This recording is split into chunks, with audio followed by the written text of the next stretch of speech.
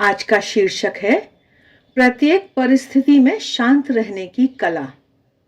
संभवतः हम सभी को इस कला को सीखने की जरूरत है। तो आइए सुनते हैं महाराज के विचार।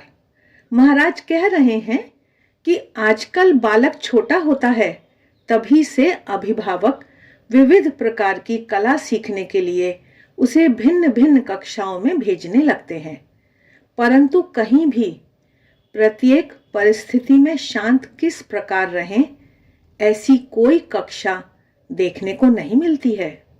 इसलिए मनुष्य जीवन की पाठशाला में भटकते, ठोकर खाते, गिरते पड़ते, निराश होते होते इस कला को स्वयं सीख लेता है, परंतु इसमें उसके जीवन का अधिकांश भाग व्यतीत हो जाता है।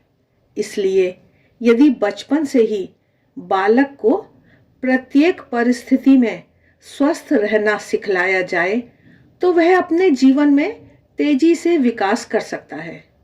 महाराज कह रहे हैं कि प्रत्येक मनुष्य के जीवन में कठिनाइयां और संघर्ष तो आते ही हैं, क्योंकि जीवन का अर्थ ही संघर्ष है। स्वामी विवेकानंद जीवन की परिभाषा देते हुए कहते हैं, जीव को दबाए रखने वाली प्रतिकूल अवस्थाओं के मध्य उसके अंतः शक्ति के अनावरण और विकास को जीवन कहते हैं। विपरीत संयोगों में जो हताश और निराश हो जाते हैं, वे जीवन में आगे बढ़ नहीं सकते हैं। प्रत्येक परिस्थिति में मन को स्वस्थ रखकर जो कार्य करते रहते हैं, वे ही जीवन के युद्ध में विजयी होते हैं। जीवन की प्रत्येक परिस्थिति में स्थिर कैसे रहें? प्रत्येक परिस्थिति में स्वस्थ और शांत रहने की कला हमें गीता सिखाती है। गीता में 2 अध्याय में बताए गए स्थित प्रज्ञ के लक्षणों वाला मनुष्य ही प्रत्येक परिस्थिति में शांत और स्थिर रह सकता है। भगवान श्री कृष्ण कहते हैं, दुखेषु अनुद्विग्न मनाः सुखेषु विगता स्पृहा वीत राग भय क्रोधः स्थिता धीर मुनि रुच्यते।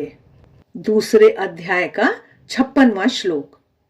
अर्थात दुखों को प्राप्त होने पर जिसके मन में उद्वेग नहीं होता और सुखों में जिसकी आसक्ति नहीं है, तथा जिसके राग, भय और क्रोध नष्ट हो गए हैं, ऐसा मुनि स्थिर बुद्धि कहा जाता है।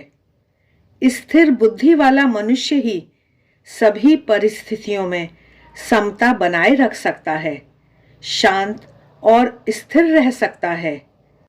स्वामी निखिलेश्वरानंद जी बता रहे हैं कि जब तक मनुष्य की बुद्धि स्थिर नहीं होती है, तब तक उसे शांति नहीं मिलती है, और अशांत मनुष्य को कभी सुख नहीं मिलता है।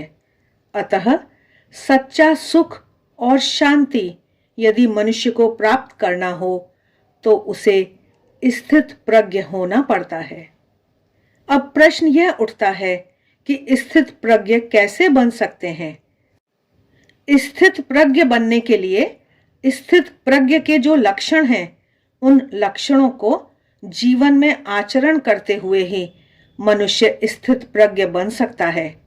केवल ये लक्षण, जैसे दुख में उद्वेग नहीं, सुख की स्पृहा नहीं, राग भय क्रोध से मुक्ति को जानने से स्थित प्रज्ञ नहीं बन सकते हैं। इन सब को दैनिक जीवन में व्यवहार में जिया जाए तभी स्थित प्रज्ञ बनते हैं।